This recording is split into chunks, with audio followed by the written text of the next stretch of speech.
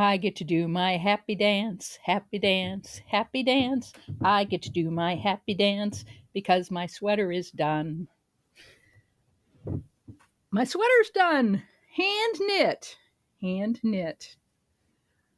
Yay! Okay. Both sleeves are done. This is Flax by Tin Can Knits. It's knit, and I've got a knitting needle around my neck.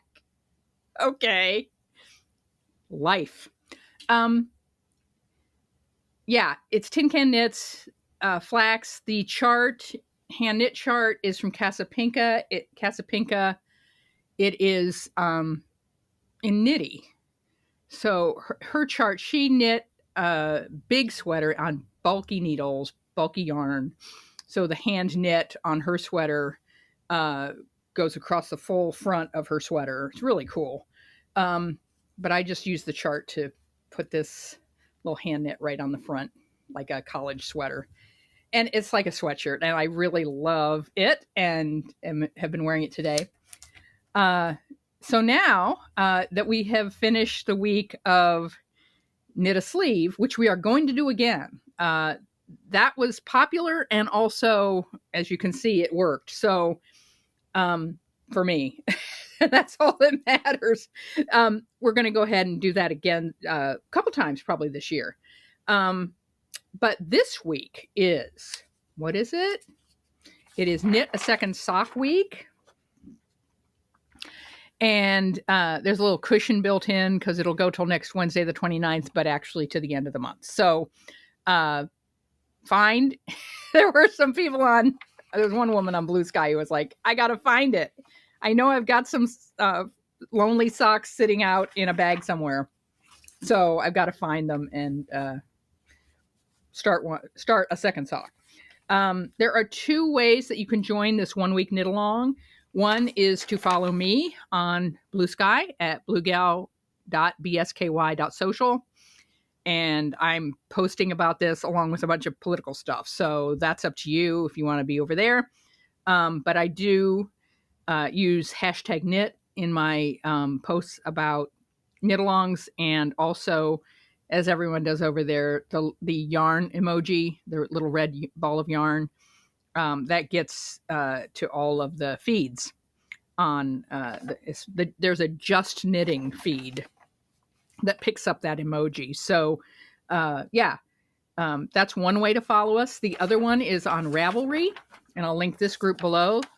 2025, the year of UFOs, finish your frog. And over there, people are sharing their socks and how they finished them and so forth. And there goes Bosco. You know, that's like a regular part of the show now. Bosco going up there while I'm podcasting. Okay, so second sock week. I have two socks, and I'm only going to finish one of them, I am sure. But the second one is on the needles. That's why I had that needle around my neck.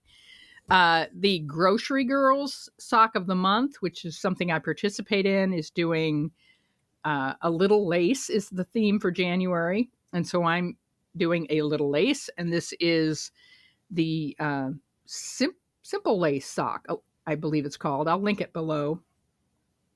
So it's got just a little bit of lace. I know I've shown the chart before. Yeah, it's a real simple little chart here. It's free pattern.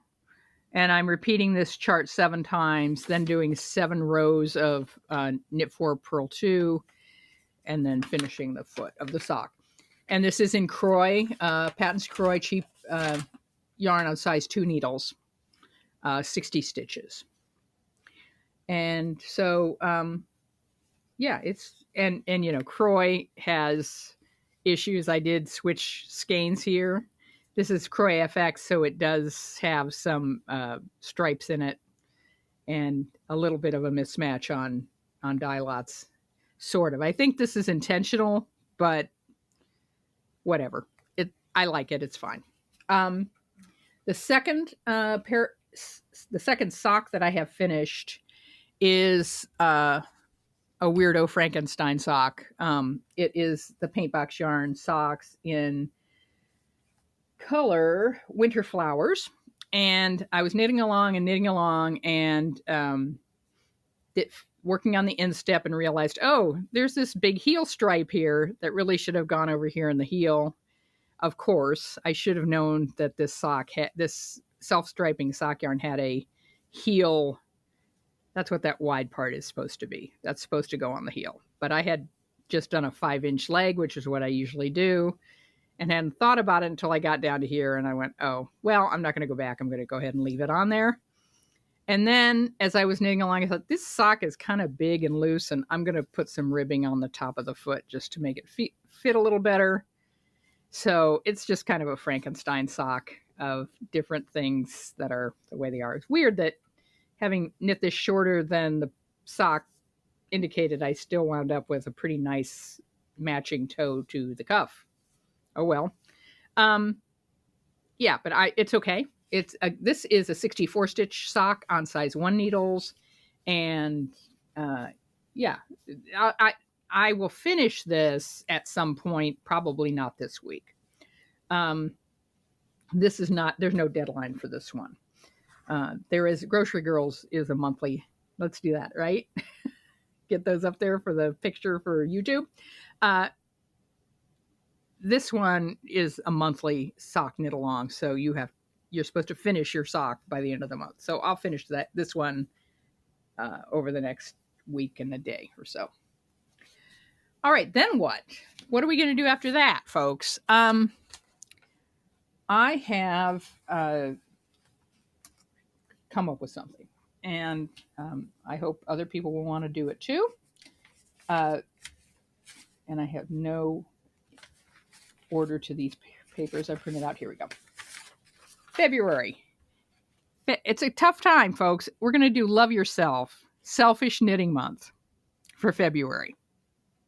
And the idea, again, with Finish Your Frog and UFOs is to find something that you started for yourself and that you want, that you love, and you'd like to have, and finish it. And so mine is both a finish and a frog, because I started this project this past year, and I don't like how it's turning out. And so I am going to frog it, and I'm going to start over. And what it is it's the Motley Hoof cowl, which I love. It's a beautiful pattern.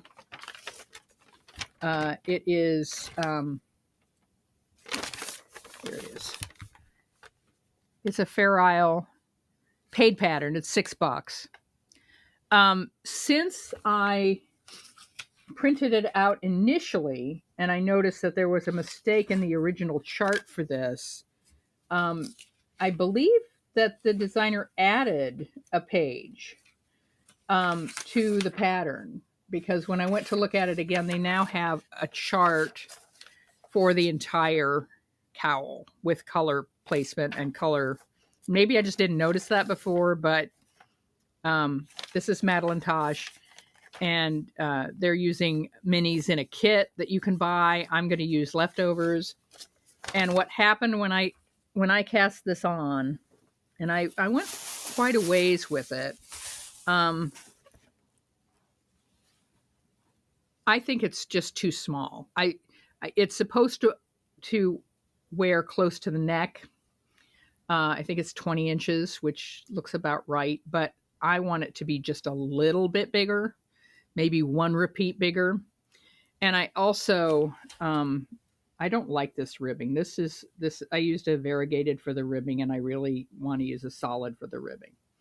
I'm pretty happy with these colors, but I found, going through my sock stash, something that to me was kind of interesting. This is sock leftovers, and from last year. And I found these, the background of these is beige and kind of a grayish beige. And one of them has a teal and a little bit of yellow-green blended in. And then this one has purple and brown blend it in. There we go. That's a better focus. Let me see if I can get that in focus too. There we go. All right, and then this one is kind of a cerulean blue. But as you can see, they're all very similar in terms of grayish beige background. And so I went through my sock yarn stash and found coordinating solids for each one of these. So there's the cerulean blue, here's the purple, and here's the teal. So I have plenty of that, of the solids.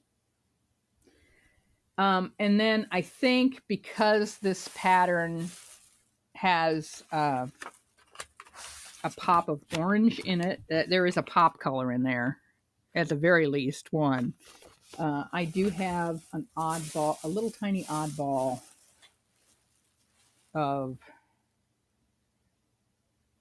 green, which is a little bit fluffy, yellow green.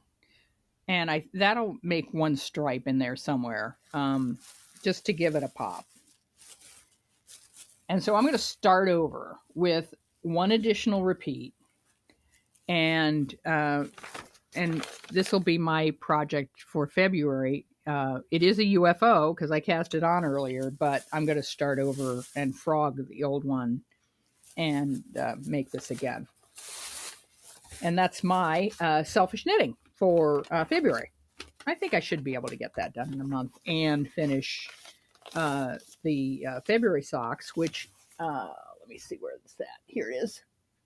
February theme, I told you last week, is Hearts and Flowers. And this is Ruby and Roses is the company. The yarn is Soft Rose, and the color is First Frost. It just looks like roses. Absolutely. A flower garden. So that is my sock for February. And this is definitely a plush yarn. I'm going to do 60 stitches on size 2 needles for those. And so we have a plan.